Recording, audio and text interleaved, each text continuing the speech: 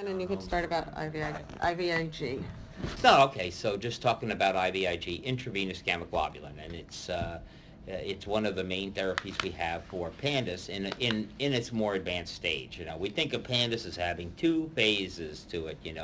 Early on, it looks like an almost like an alternative fever response, cytokine mediated, not mediated by antibodies. And in that situation, you don't need IVIG anymore to treat it.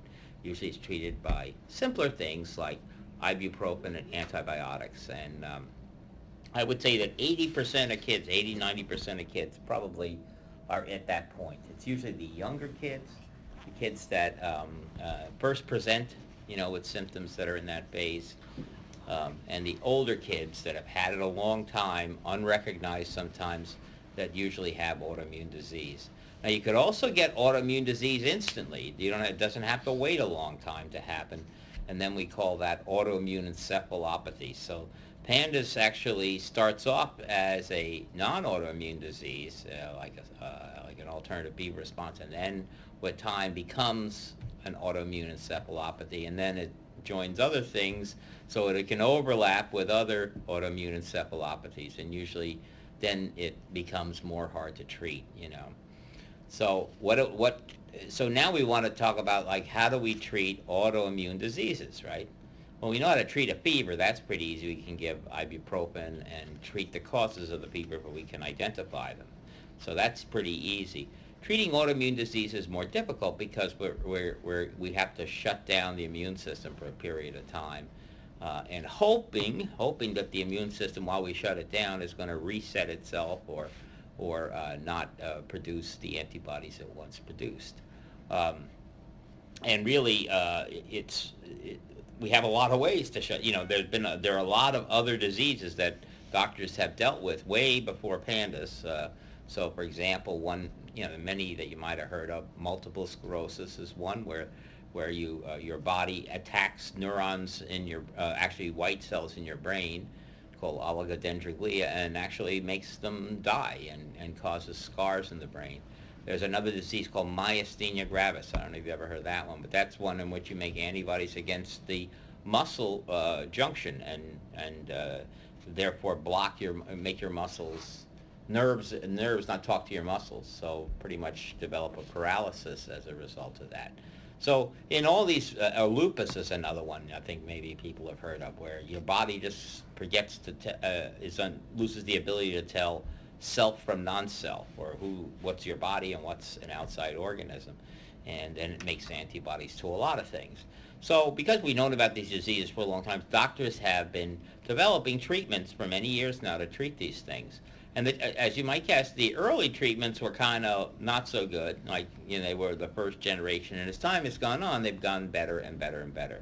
And what you really want to do is, one thing you could do with shutting off the immune system is turn everything off. It's like, if you had a leak in a faucet, you could turn the whole water off to your house. I mean, it would be a lot nicer if we could just, we could just turn off a valve underneath our sink, because that would be more specific.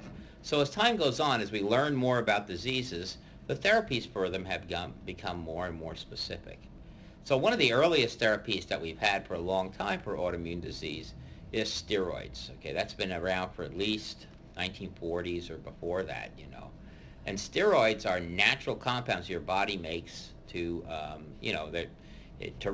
partly to regulate the immune system, but to do other things as well. So there's three basic types of those: the mineral controlling steroids, the cortisol-like steroids or corticosteroids, which prednisone is in that family, and the estrogen, sex steroids. So the problem is they kind of overlap a little bit, and sometimes when you give steroids, you can cause effects that you don't want. So, for example, if you give a prednisone steroid, if you take that a long time, you're going to get a mustache or something. You'll get hirsutism, which is reflecting its testosterone-like effect, for example, and vice versa. So steroids are they're inexpensive. Now, prednisone and prednisolone is inexpensive. You don't really have to fight with insurance companies, and we'll talk about that in a minute, how we have to fight with insurance companies to get these treatments.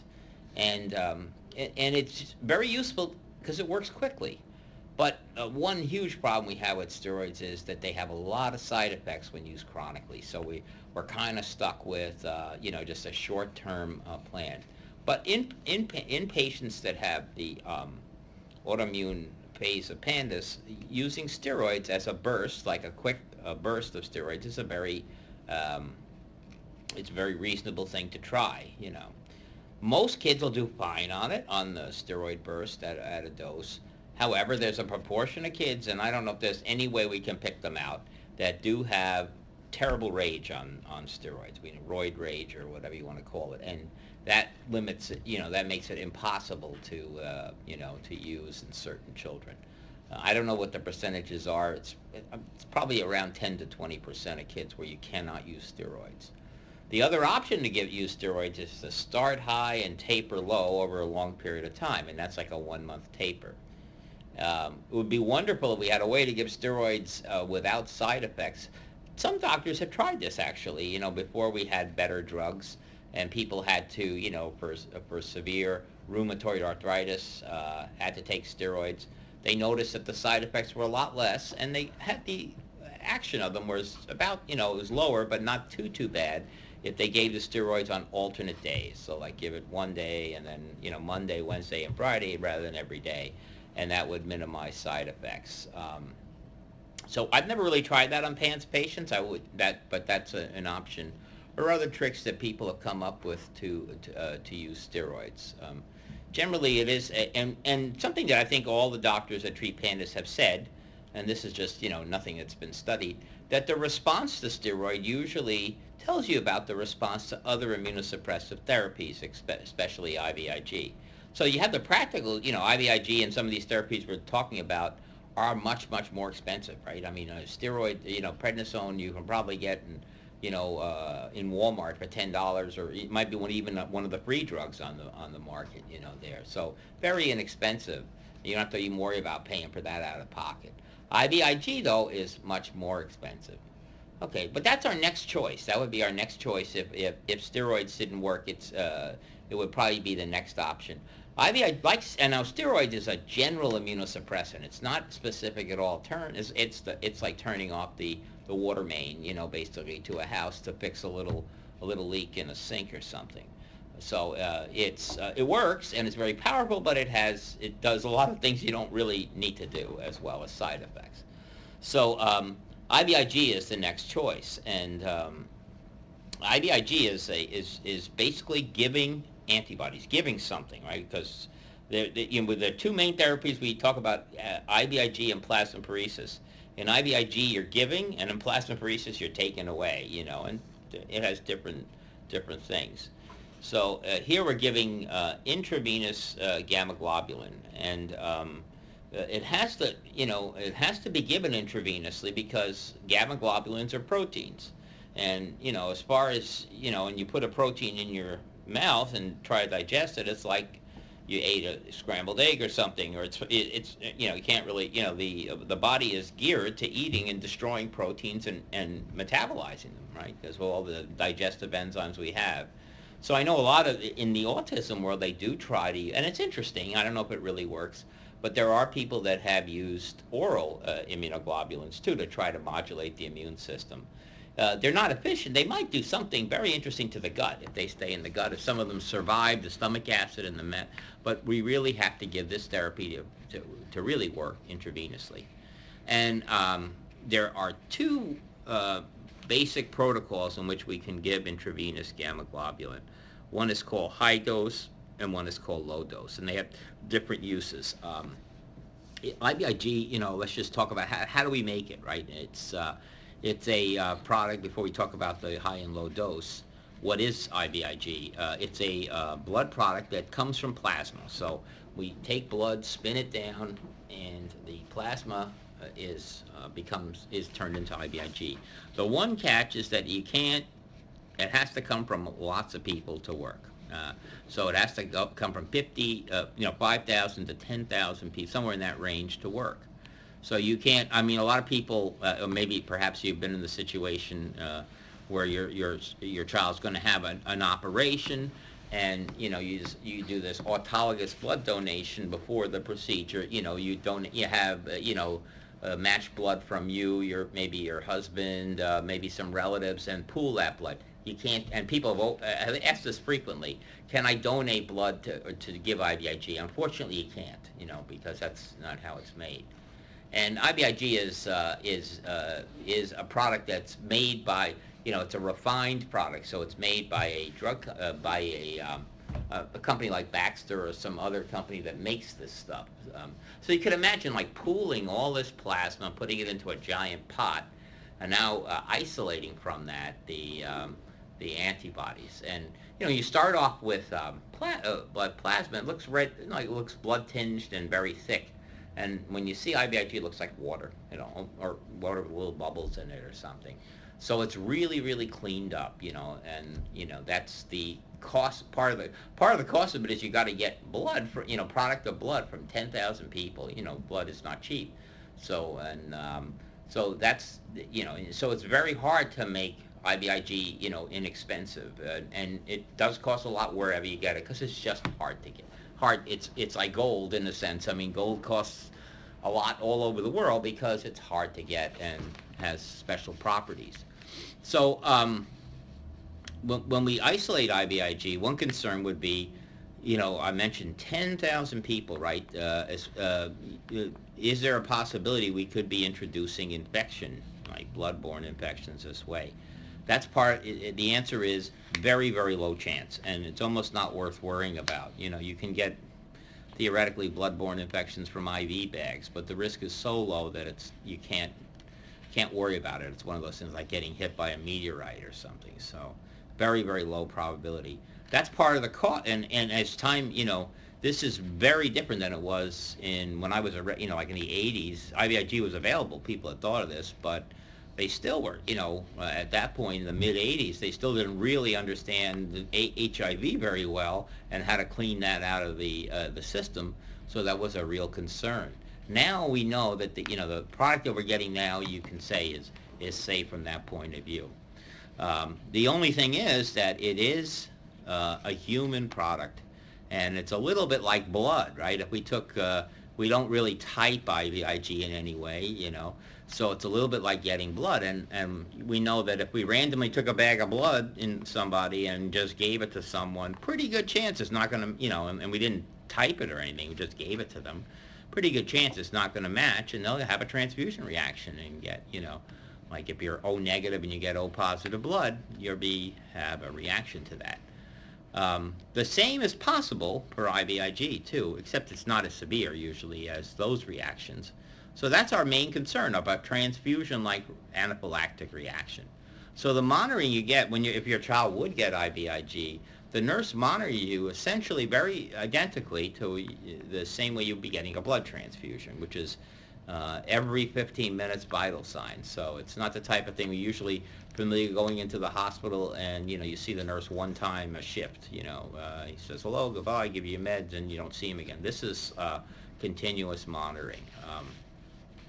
We like to do the very first IVIG treatment in the doctor's office or an infusion suite or someplace where we have a doctor in a crash cart or something like that, and the very small chance there is anaphylaxis, to it. I've not seen it yet, but I know it could happen because, in certain circumstances it does. So we have to be prepared for it, So that's really the risk of IVIG, is a small chance of that.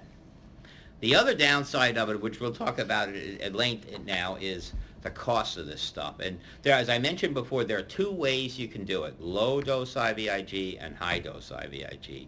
And IVIG is like lobsters. The bigger the lobster, the more cost. It's totally dependent on the amount you have, because it's a commodity, right? So you could more or less, how much does IVIG cost? Well, the low-dose IVIG, let's say it's a gram, the typical middle dose is, just to make the calculation simple, is a gram per kilo, all right? So, or the kilo is about 2 pounds, so it's about half a gram per pound, of your child. So that's how much your your child would need, roughly. For high-dose IVIG, so for example, low-dose IVIG means the IVIG concentration is between 0.5 to 0.8 grams per kilo. And the high dose is 3 times that, okay? So what we can, just a ballpark calculation, let's say it's a gram per kilo. That would be, let's say your child weighs 100 pounds, okay? We divide that, just as just a ballpark number, so, it's actually 2.2, the division factor, but let's say it's half. So you have 100, if you weigh 100 pounds, you weigh 50 kilograms. And at a dose of 1 gram per kilo, you would need 50 grams of IVIG. And IVIG costs about Mary, about $80 to $100 a gram, somewhere in that. It varies, but that's what it costs. Let's say it's $100 a gram. So for the 100-pound child, you would, at a gram per kilo, you would need $5,000, okay? So, and let's say it's a 50-pound child, you'd cut that in half. Let's say the 50-pound child, we want to do 2 grams per kilo. It's back up high again. So you can figure out how much it costs. But average child that we do this on is about 10 years old. Sometimes we do smaller kids. Sometimes we do very obese kids that weigh 300 pounds, But the typical low-dose IVIG should cost about $3,000 for a kid like that, the average PANDAS kids. And the high dose will be more like $8,000 to $10,000, per treatment. And my son is 140 pounds, and it was a little over 11,000. So let's see if that makes sense. So 140 pounds is 70 kilograms roughly, and he got 1.5 grams, I'm pretty sure, 2 days, right? He got the 1.5 grams, so that would be 1.5 times 7, so that's 105 grams of IVIG. And then you add 2 more zeros, and that's close to 11,000. So you can get pretty good idea of what this stuff costs. And So the high dose or low dose, does that have something to do with the days? well, let's talk about what the differences. No, let's say so. The low dose IVIG is the purpose of that is simply to raise your antibody levels. Okay, that's all it does is raise your antibody levels. It doesn't cause significant immunosuppression, right? So it's really one main use in medicine is if you have low antibodies and you want to raise your antibodies and not do anything else. And so the main indication for that is what we call immunodeficiency disorders. Like there's one called CVID, or common variable immunodeficiency disease, where all of your antibodies are low. Normally an adult person like us should have about 1,000, level of 1,000 of gamma globulin, and these patients about 400. So. And that's low enough that they're going to get a lot more infections then. The lower it goes, 300, 200, 100, you're a boy in the bubble, at that point. That's X-linked, so it really is, it's not a person in the bubble, sorry. It's an X-linked disorder, so it's, there's no girl, well, there can be girls in the bubble too. They can sometimes get there, but it's usually boys that have it because of the nature of the thing. But the solution to that is just to give IVIG, in that circumstance. And you have to give it and if a person has a inborn immunodeficiency, it's gonna just last a certain period of time. You have to give it again. And we'll talk about the half-life of IVIG in a second. So that's your treatment of choice, and it's less expensive, but it has to be given frequently, typically every month. So we talked about, let's say the average kid is at 100 pounds. It's about $3,000 a month. That's $36,000 a year to keep your antibodies up, okay? So whether you have to pay for it or the insurance company has to pay for it, you can see why insurance companies are not going to give you IVIG without, some real proof that you need it. So that's why we have to, it's not the same as getting a script of Ritalin approved or something like that. It's a much bigger fight. High-dose IVIG is very important to know that it does 2 things. For the first 3 weeks after you get it, approximately 3 to 4 weeks, you're immunosuppressed. Your immune system is knocked down, for a period of time. After that, it gets less knocked down, and eventually you get you get an increase in antibodies and are better able to fight infections. Now that increase in antibody comes not from you, but from outside antibodies. So it's not like you're suddenly making lots more bad antibodies, if you will. how does it doesn't make sense, right? That you give more, you give more antibody and your immune system gets suppressed. Why would that be? Nobody really knows for sure. It's the mechanism of action of IVIG is mysterious. One theory is that you have bad antibodies, and now you make antibodies to antibodies, and that's called anti-idiotypic antibodies. So the bad antibodies never get there because they're good antibodies in the IVIG that stop it. Another one is that you coat your lymphocytes with IVIG, and that gunks up the immune system, much like spam, similar to spam email. The more junk email you get, and really you can think of IVIG as junk antibody. It doesn't serve any purpose in your body because these are other people, so these are just kind of like filler antibody, if you will. But it does bind to the binding sites and lymphocytes and gunks up your immune system, much like spam email. So that's and then other theories of how it works as well, But it does immunosuppress. So we want to suppress somebody's immune system as good or better than steroids. That's the treatment of choice, It's relatively easy to administer. We can just put an IV in. It's if you do it in kids here, we usually do it at a certain slow rate. And I always tell people the hardest part of IVIG is the boredom, because once the IV is in, you got to sit there for 7 to 8 hours, and sometimes to get it done. So it's like, good luck with some of these kids. I mean, they're just going to be bored. So we try our hardest to make it like, a nice environment. It's like a plane ride to California or something, just think of it that way. And Trifiletti, you said with the low not dose. Patrick was fantastic. He was like, he just sat there like a. Yeah. With the low dose, it's about once a month. With Patrick, it's helped a lot, the one dose, but how much, what's the time period in between the high dose? Okay, the high dose, probably, in many cases, 2 to 3 months, or maybe not at all, When Dr. Suedo, she published some of the earliest small study on IVIG, actually around 2000 now, a long time ago. And she claimed in her patients, and these are maybe not the worst of the worst that they were dealing with, they're highly selected patients, that you only need one treatment, that was it.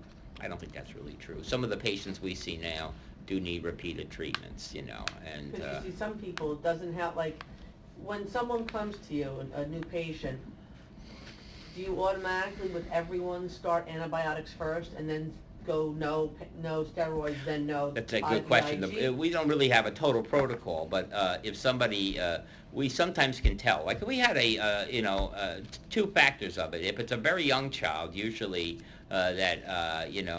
usually that, and number two is that, and the kid is trying to kill himself or doing very, very dangerous stuff, running out to the road or something. Even not going to school, that's semi-emergency, but it's not, that can be work around that, right? So those two you got to stop by hook or by crook. So whatever it takes in a situation like that, because those could be, fairly rapidly fatal if you didn't do anything about that. So in that situation, you might use IVIG. So it's really kind of a mixture of the two, and we tend to use, therefore, IVIG in little older kids. Could get a database together, but I could say the youngest, we did do it on a little baby, we did it on an autism patient, I think, right? That was, maybe 18 months old, and they do it on, they do it on little kids. There's a disease called Kawasaki's disease that affects you before age 1. That the standard treatment is IVIG. It's miraculously effective in that disease, But we tend to use older kids.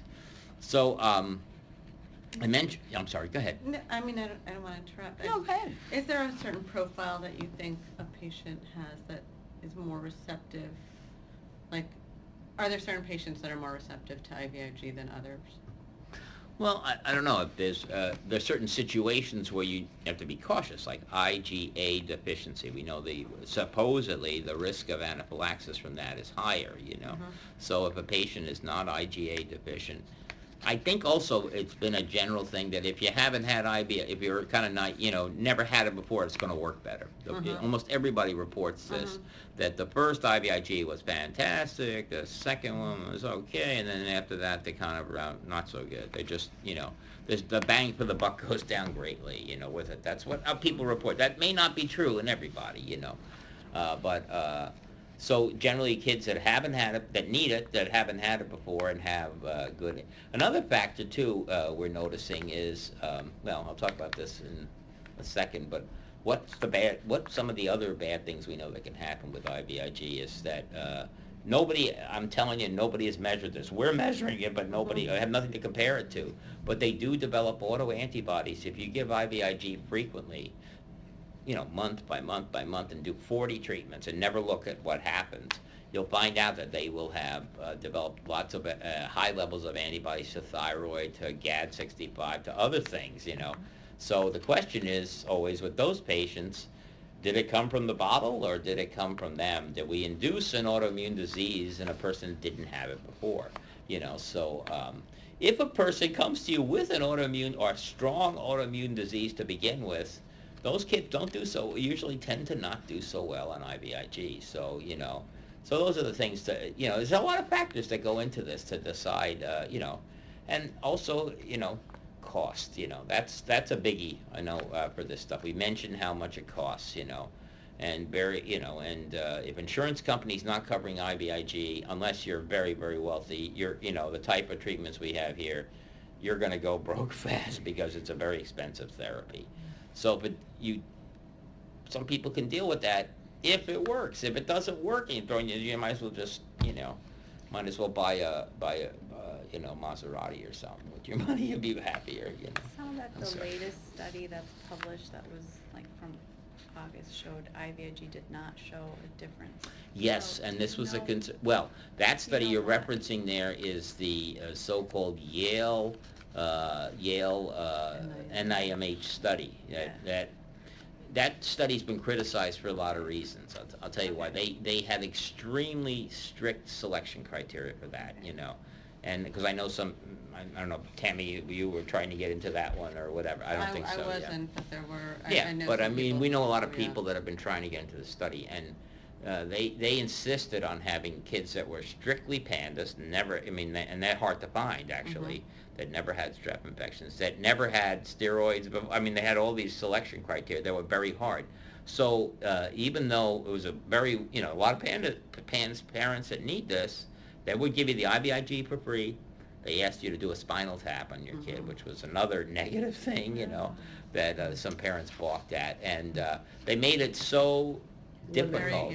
They got like 35 patients or somewhere in that range after 4 years in 2 major medical centers. So that happens sometimes in this study. And without those low numbers, they got nothing out of it, And unfortunately, I think it was overall this high-dose IVIG, how you would actually implement it is, the other issue with high-dose IVIG is that you can give a max of about 1 gram per kilo to a child in one per day, You could probably, if you had a nurse to sit there, you could give 2 grams in a day. We've never done it over 24 hours. Maybe sometimes moms are nursing can do it. That shouldn't happen. But generally, safe way to do it is, so practically, if you're going to give 1.5 grams or 2 grams per kilo, it's got to be done over 2 days. It's got to be split. And we're experimenting a little bit, and what's the best way to do that? Should we do 2 days in a row?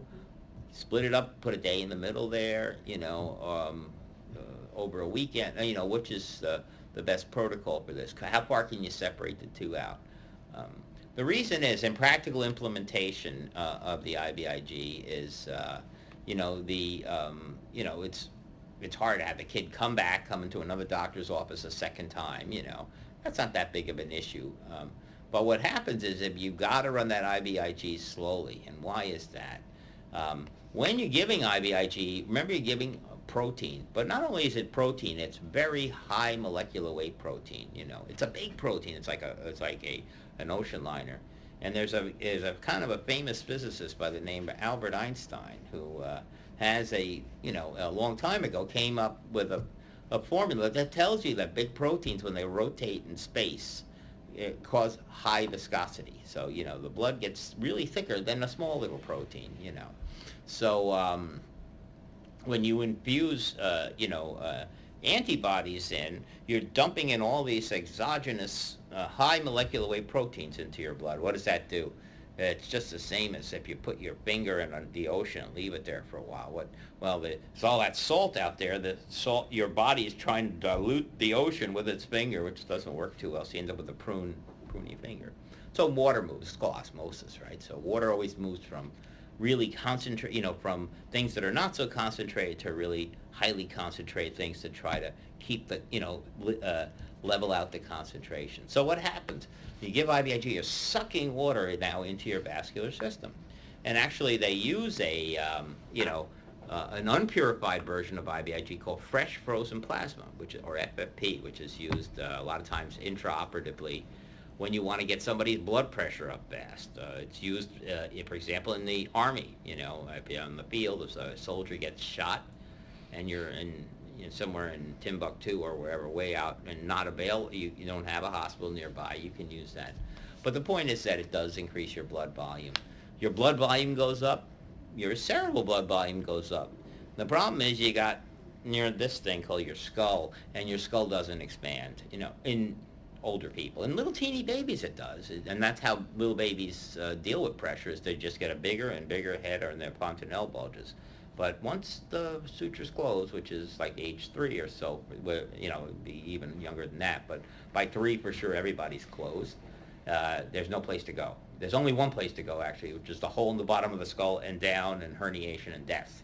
So that's why people die of cerebral injuries, because of that. So when you give IVIG, you're increasing the blood volume. And what that ends up doing, you have in closed spaces, it increases intracranial pressure, which is exactly the same thing that happens when an aneurysm pops in your head, when you have a growing brain tumor, you get hit in the head with a shovel and your brain swells.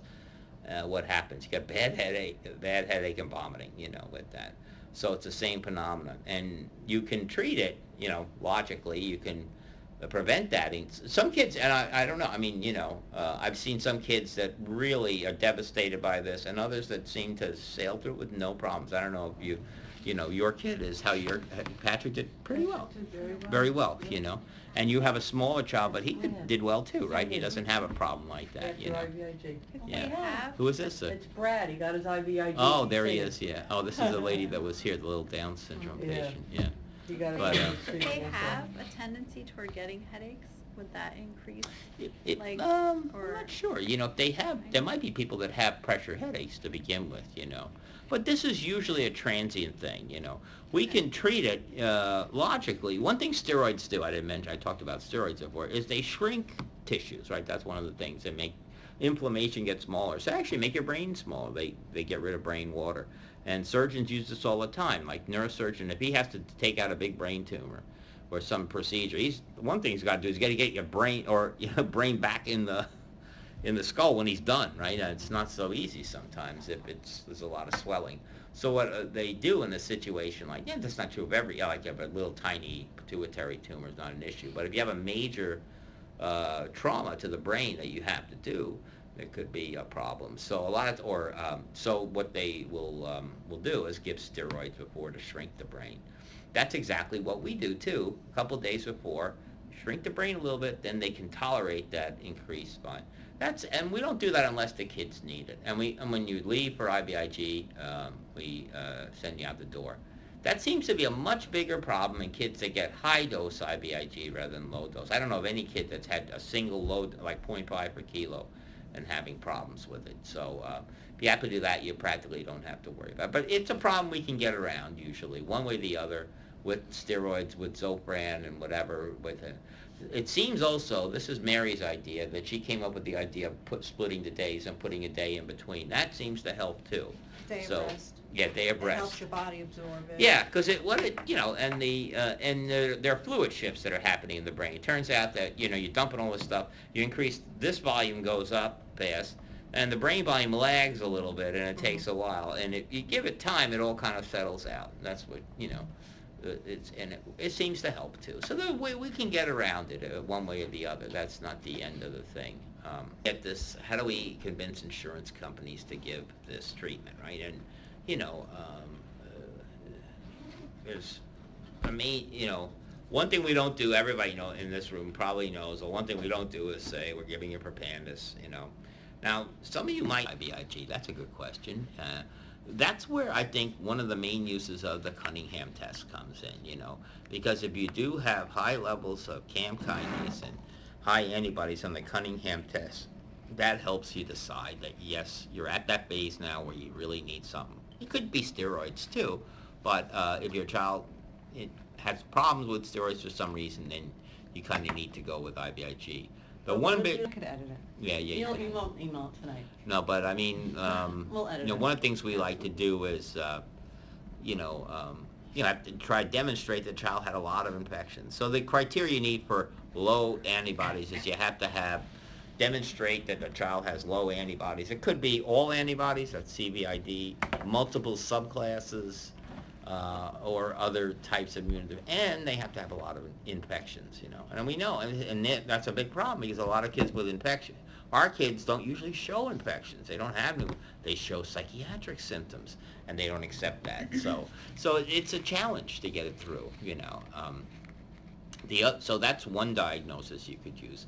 Of course, if the kid has something else going on, like lupus or whatever, or some other, that's rare that happens, Then how about the other way we get it through is when PANDAS is severe, it does look like what's called an autoimmune encephalopathy, which means somebody that immediately got antibodies. An example of that is Sydenham's chorea.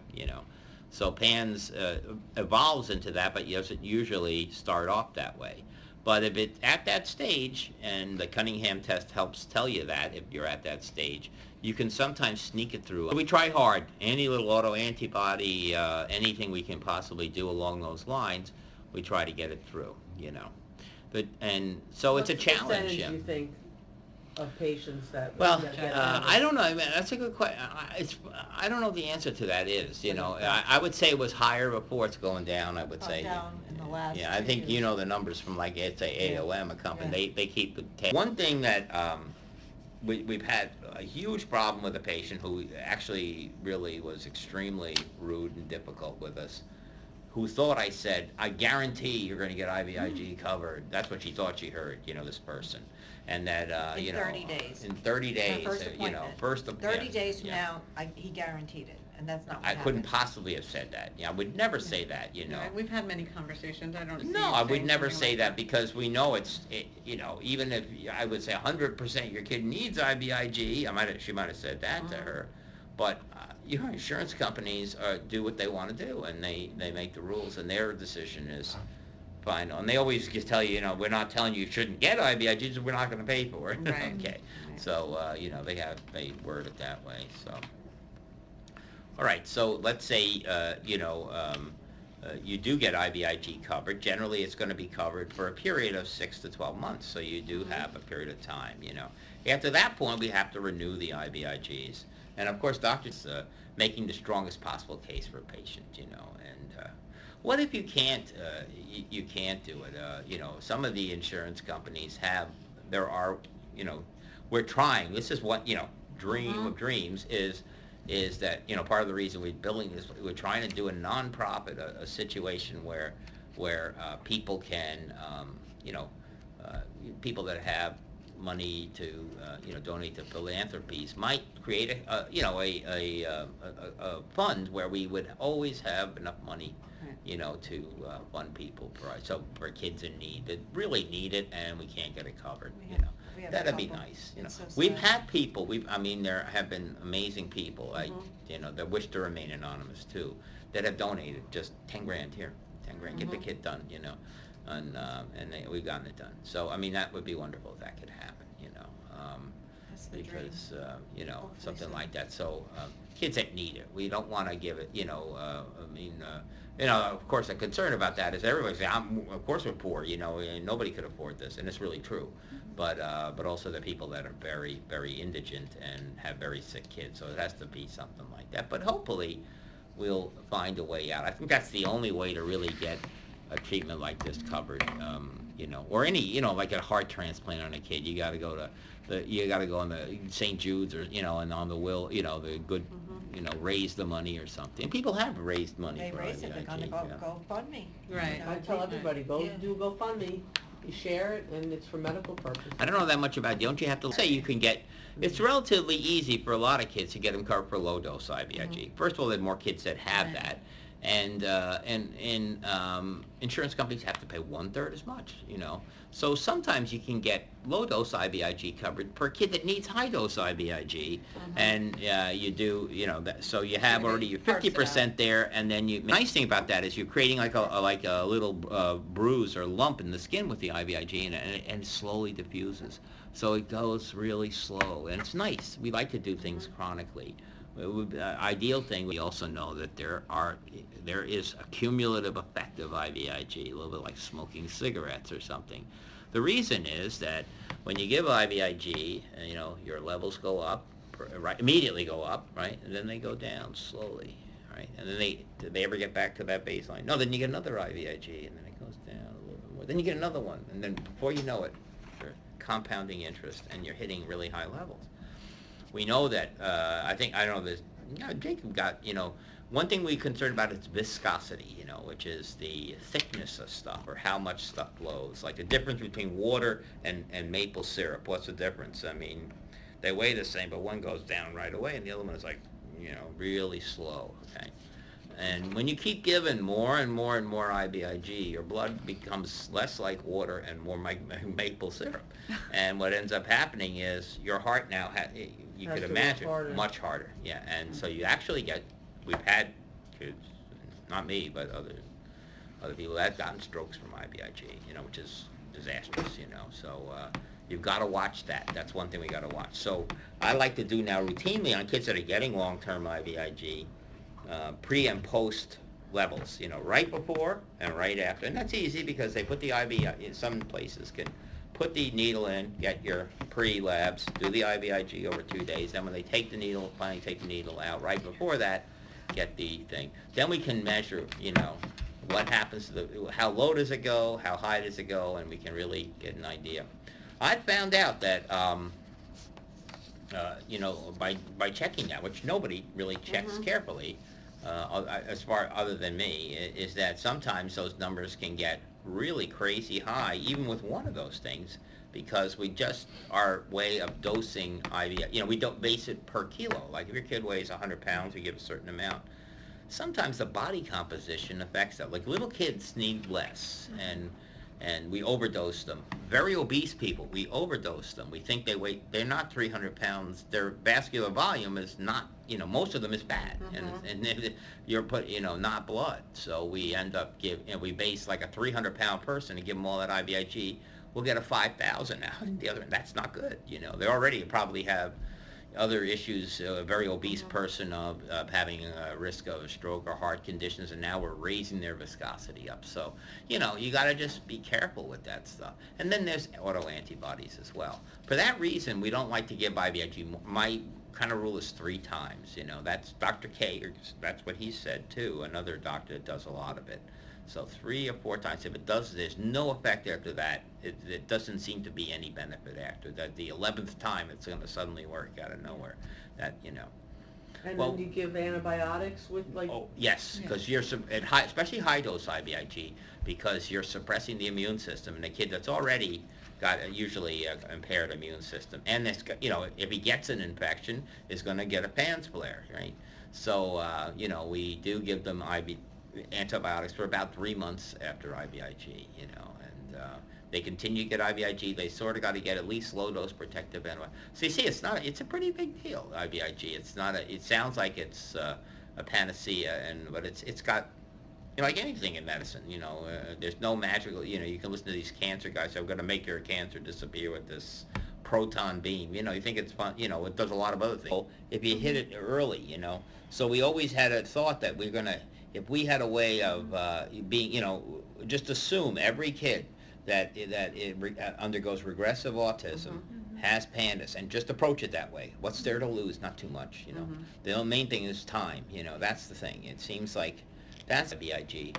Right now, we mentioned steroids. Right now, there are only a couple of other options that are being used in this community, One approach is to try to use refined versions of IVIG. Instead of hitting everything, why don't we try to figure out what the problem is and then just use antibodies against that, Problem is, it's not cheap either, to do that. But theoretically, you could. There is this now that I mentioned that the big cost of IVIG is because you got to get it from people, right? So that's expensive. There is this other thing called monoclonal antibodies, and it was an amazing discovery made by these two German guys, Kohler and Milstein. This was happening when I was in medical school, and the people there said at Hopkins, this is going to change the world, and it did, because they found a way. You might have any of you heard of a tumor called multiple myeloma? Do you know myeloma? That's a tumor where you have cancer cells squirting out. It's a B cell tumor, and they figured out a way of fusing the cell. They immunized an animal against something, took the lymphocytes out of the animal, and then fused them to myeloma cells, and were able to select the hybrids. And then they immortalize those things. So now you have a cell that's pumping out antibody as much as you want, and it's like a factory. You can actually make tons of this stuff, and so and those products usually have you can tell they're monoclonal antibodies by the ending of the word IMAB, rituximab. Okay, it's a monoclonal antibody. So theoretically you could bring the price of those way down. And you could, it depends, you could make monoclonal antibodies against tumor cells. They've made them against everything in the world. You can use them as reagents too, So that's one possible approach. Rituximab it sounds like a great deal. I gotta tell you, this stuff, it's more expensive than IVIG. It's more expensive, yeah, it is more expensive. Tammy, you're such a pro. Yeah, I know that. Part of it is supply and demand too. That's the thing too with that. The company will offer it free, but you have to show them that you have a gross income less than $100,000 for a family, which likely does not happen often in this area.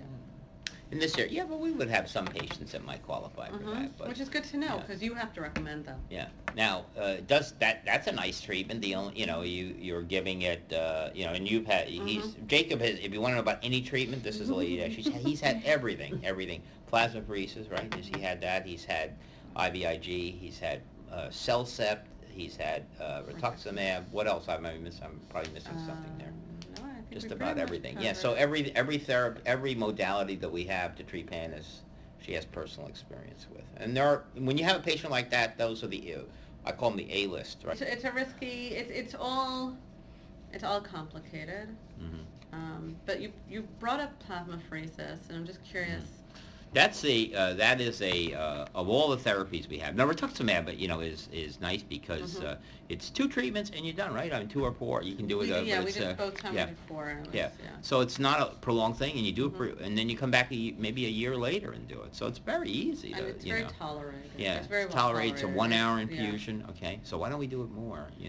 Even if we had the money, there's one big problem is the big fear about of all these IMAB drugs of this progressive multifocal leukoencephalopathy, a progressive viral disease that they first noted a lot in AIDS patients, but then they realized that when they did enough MS patients with certain drugs, there's one called natalizumab, a especially bad actor with this, that they found more and more reports of these people getting this disease. Now maybe that is something about MS. I mean, I don't know, because it is actually a demyelinating disease, And but it's been reported for other things too. So it always strikes fear in us, especially remember PANDAS is not a disease that like MS at all. MS, the brain is being destroyed, right? I mean, you think of it that way. You're getting scars in your brain. PANDAS is not happening that way. It's a reversible disease. So can you justify that for a condition that is essentially psychiatric, and you could say, well, you can really treat your kid with Risperdal or these other drugs and don't, rather than give,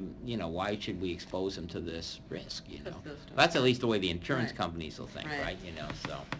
But with plasmapheresis, do you think is there a place for plasmapheresis in the rituximab, how else can we do? The other way would be, okay, we have what's plasma. I know it's not easy to get. Plasmapheresis is the hardest. It's the hardest to do. It's the hardest to get because it's logistically difficult. You know, you have to, plasmapheresis is almost like bypass, like hemodialysis, I guess. Right. That would be equivalent. And that has to be done slowly, you know.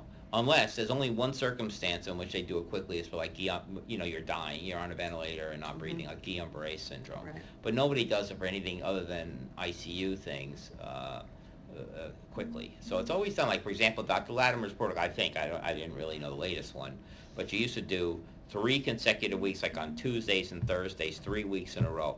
Has to be done in a hospital and usually in an ICU, okay? So that's the big cost right there. You're not adding, you don't need any antibodies, you're taking out antibodies, so there's no cost of stuff going in.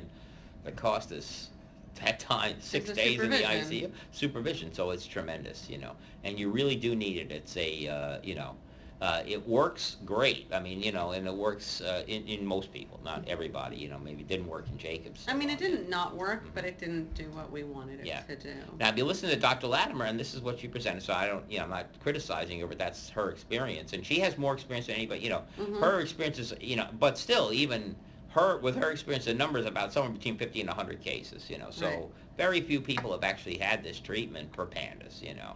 And so, and there may be a couple of other, it might be double that if you counted every other person that does it. I heard that Dr. Trigani at DuPont is doing it now, So he's added to the, Elia used to be, CHOP was doing it, and now moved to DuPont. She stopped doing it, but now Trigani is doing it, who's so that's, a reason, that's a place. I heard Mayo's doing it. I think also Schulman used to do it. I mean, she used to. Now, when I say do it, I don't mean that they do it. They just recommend it or supervise it. It's being done in an ICU by things. So it has to be done, and it is a treatment where we've had cardiac arrest during this stuff, not that infrequently, because you're removing. Especially if you don't know what you're doing, you can remove lots of electrolytes, fluid. You're removing fluid, so you can rapidly dehydrate kids, and especially it's riskier on the smaller kids, I'd say for sure. There's a certain age where you can't do plasma. Probably under 2 is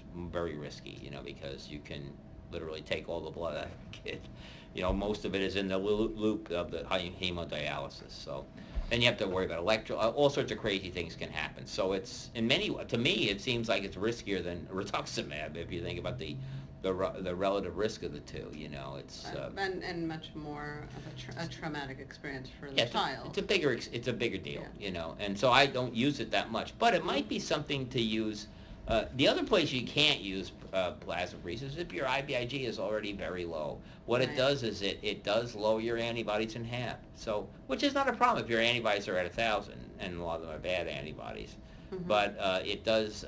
But if you're at 500 or 400, you're going to go down to 200, and there's going to be a period of time where you're in deep trouble. I mean, I got a call, and I went to Italy. I remember I had a patient who called me and said, Dr. Trifiletti, they just kept doing plasmapheresis on me. Her IVIG was like 75. Okay, they had lowered her down to that level.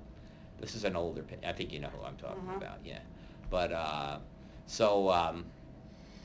my God, so you can go too far with this stuff. So, you just got to be careful with those things. So IVIG is not one of my favorite treatments, even if it were readily available. Everybody did it, and we could plasmapheresis. I'm sorry, but there are roles for it. Like for example, one thing you could say is maybe. Well, I didn't mention rituximab. How does that work? Rituximab is an antibody against CD20 positive cells or B cells, basically.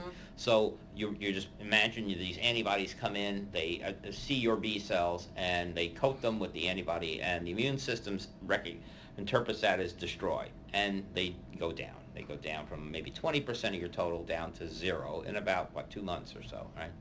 And they'll stay there quietly, and then eventually about 9 months later they come back, And we're hoping that when they come back, they really did reset the immune system.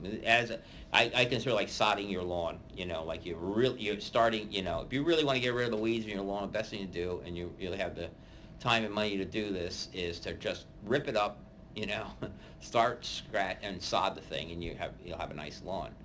That's how it's supposed to work, Whereas IVIG doesn't really do that, So this is a more cleansing procedure. The problem is, though, when we're dealing with kids that are immunosuppressed, you're also lowering their B cells and lowering their antibodies. One thing that you may not know is when you give IVIG, the numbers go down too. You suppress B cells by giving IVIG. See, it has a rituximab-like effect too. And that's kind of logical because when you give, for example, you give blood to somebody, you suppress their own production of their own bone marrow, you know. So, for example, we used to treat sickle cell patients that were cranking out in their bone marrow, these poor sickle cells.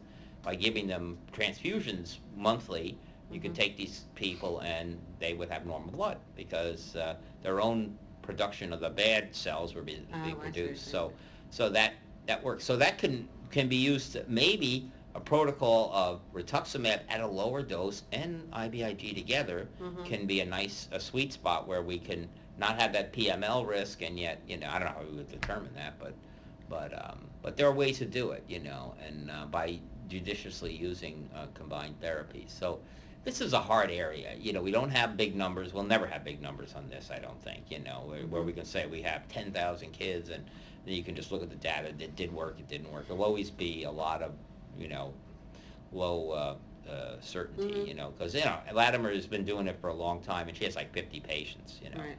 She reported amazing results, but, No, it's only 50 patients.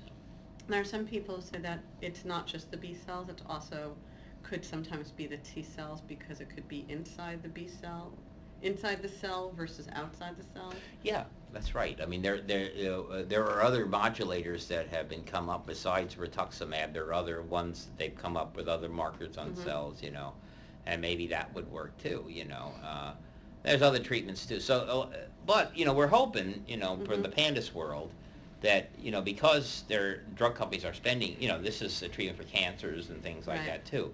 So the world of immunology, severe immunology and hematology is going to give us some treatments that work there, or they're, and so that they're tried out on the, the worst cancers and the severe MS cases that don't respond to the normal meds first, because you can justify it. And then cases like PANDAS where it's hard, only the better and safer therapies will come up, So it's hard, and then try to get, the relative cost of these things and, so we're not quite there yet, in terms of that. But, we would probably be doing it on more patients if we had a great treatment, I think, Right. Yeah.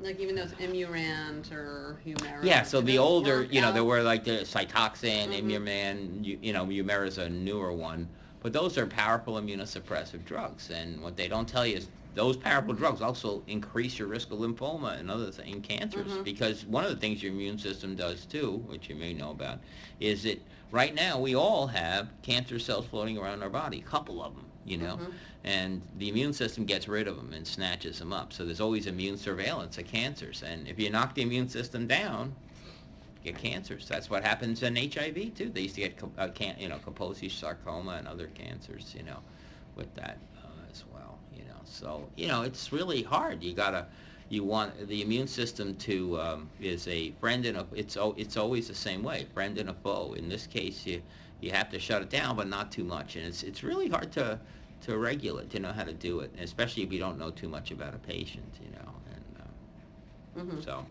so it's a hard problem, and I'm not sure we're going to get there. But anybody have questions on it?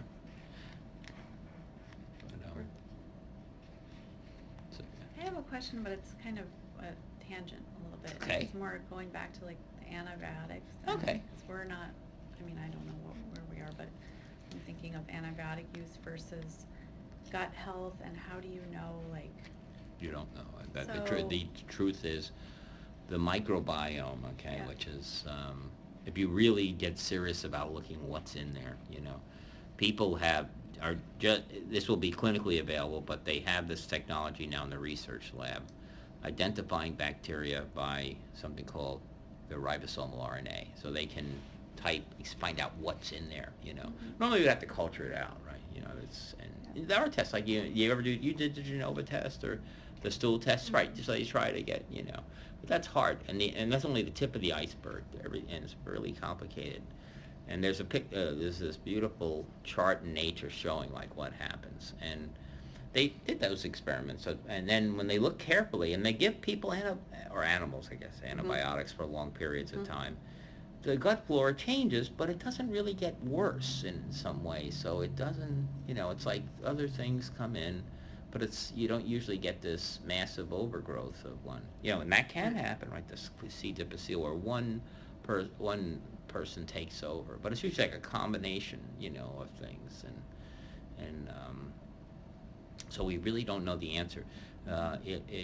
We know the microbiome now is a critical, we just found out from recent Nature papers, that the microbiome is a critical factor in type 2 diabetes and metabolic syndrome, So if you mess up with that, that's one of the things I worry about, especially in our kids, is that if we're going to give them 4 years of antibiotics, we may be playing with fire in some kids, that we're going to give them early onset diabetes, which is, I don't know. I mean, I can't say which is you want to trade one for the other. I don't know. No. I don't particularly. Yeah. And do prophylactic antibiotics work so are they? Well, they work. I mean, it seems that they work do they prevent, like, say you're taking prophylactic antibiotics, so it'll prevent strep infection, let's say, right? Well, I think of it this way. I think of antibiotics are a crutch. I always say that. They are. Your immune system has to kill them. Has to ultimately be there. So you can take when you have a devastating immune disease like boy in the bubble or severe end stage HIV. You're not. Prophylactic antibiotics are not going to help that much. But in people with reasonably good immune systems, if you have, if I sneeze on you and you have ampicillin in your blood or something, you're taking some antibiotic, there's a very low chance, or something that kills pneumococcus, you're not going to get it because you have, when the pneumococcus hits, a tissue or something, you've got antibiotics, so the numbers go way down. Mm-hmm. So what you're doing actually is just decreasing the numbers by doing that, So, Right. so it does seem to decrease the amount of infections. That's been pretty well proven. At what point then do you develop the resistance, antibiotic resistance? So like if you're taking. This is a hard one, Yeah. This is for sure, we know this. First of all, they're always going to keep trying to mutate. It's a population issue. We get all of our, this is the way I look at it. Maybe I'm wrong, but I've talked to people way smarter than me about this or know a lot more about it, that we get all of our infections from the outside world ultimately because the baby is born sterile, right? I mean, baby it comes out of the womb. If the mother didn't have a womb infection, perfectly sterile. The baby can eat its poop basically. There's nothing in there. Anyway, you gotta leave. Do you have to leave or something? Yeah, I'm sorry because I keep spieling on here, but you get everything from the outside world. So it really depends on what people are doing what the community that you're in has, So it's a different, baby's situation maybe here versus being in Cambodia or something, in terms of what they're going to be exposed to. So if the doctor, wherever he is not, the general practice of the community is to, withhold antibiotics except for clear, on the general population. Right. Then what the person could acquire is usually going to be determined by that. If the doctor gives antibiotic, say a certain, Bactrim to every kid, that he sees, and all the pediatricians in Ramsey decide to do that, then there's going to be pretty soon Bactrim-resistant antibiotics. So in Ramsey that people can get, or it could expand that to New York State or something, or United States. So depending on your antibiotic practices, you're going to have different, different things. But Once it's in your body, I don't think it's you don't usually develop resistance in situ, like inside the body. So I don't think that you develop, resistant I'm not sure that's 100% correct, That may not be correct for certain things like that. But one thing that doctors have done now, it's getting more popular, is antibiotic rotation. Like they'll pick, for example, mycoplasma. We start off with Zithromax or something like that. We know there's a proportion now, a rising for every, Well, because it's such So a far, very- the only bacteria you can say that very is not. fashionable antibiotic. Well, no, I mean, every organism that, this has just been the history, we're just waiting for it to happen. I mean, this is can say mycoplasma killed, when I started this practice, 100% of mycoplasma was sensitive to biaxin. Now it's about 80%, and next year it'll be 75. It keeps eventually it'll be 0, you throw that, and so they constantly have to develop new antibiotics, There's not a lot of money to be made, and that's, people argue with that, like, you don't, it's not the same as, they'd rather develop new neuroleptics than newer antibiotics. It's much more profitable, but you got to do it anyway. And so when you're dealing with an organism that, like MRSA, right? MRSA is another. Strep is probably the one end of the spectrum. Group A strep, you can kill with anything, okay? If you put a kid on antibiotics, you always see the strep titers come down, like 99% of the time. I mean, you can always kill it, Not mycoplasma, because that's harder, because that, or Lyme can be very tough to get rid of, But, because there's a lot of factors that go in. But strep is relatively easy to get rid of. One way or another, you can use, stronger antibiotics. But then MRSA, the problem is we don't have too many oral antibiotics left that kill it, And so, the isolates that are out there right now, all around the country are resistant. So the more the doctors decide to use those oral antibiotics, the more that problem is at a critical stage. It's like an endangered species. Like, we're in trouble with that one, Strep, not so much, But, maybe in, 2,500, all the strep will be resistant too. Probably will be, It's just a matter of time, And how do we deal with these things, So, you just use it judiciously. We use it as short as we. I'm totally agree that this, unfortunately, Saving Sammy, that book was influential in this field, and that kid was on super high doses for a really long period of time, and that's probably not a good thing to do in kids. We want to use it, and try to get it down to a low rate. Rotate antibiotics. That'll help get rid of, if you have mutation of in situ, you switch to a different one, then back and back and back. Something like that is helpful too. Do you think? Say, this modulates the immune, this boosts your immune. What the hell do you mean by that? I mean, Right. Scientifically, how would I prove something boosts your immune system or something? Right. So what you be able to, it's like, science means you have to have, and this is Karl Popper, a philosopher of science, says you have to have a way to prove that it's unverifiable. Something you can prove something is false. If you can't do that, then how can so let's say and if it's not in that category, it's not part of science. Right. You could, so if I say God, does God exist?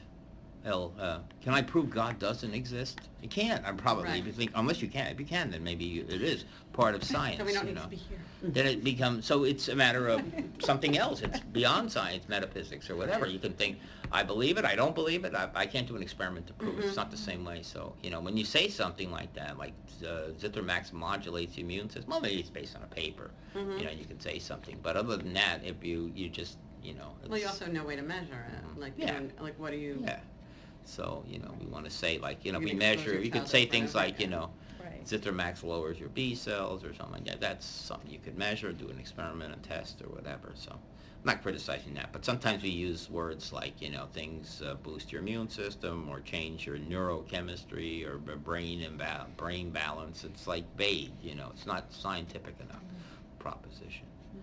So we try to gather data on people, and I try to ask a question like, do people with pandas have lower IG, on the average have lower IgE levels? Then you have something you can do with, people can study it.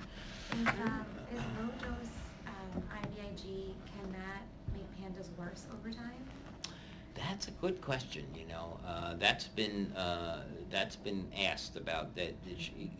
How low can we go? Like, maybe can we go to lower dose? Would that be helpful?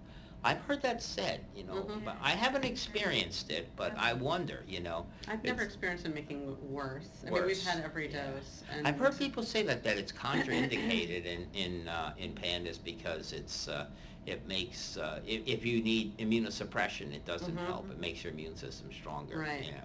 Oh, that's why, okay. I don't know if it's true or not though.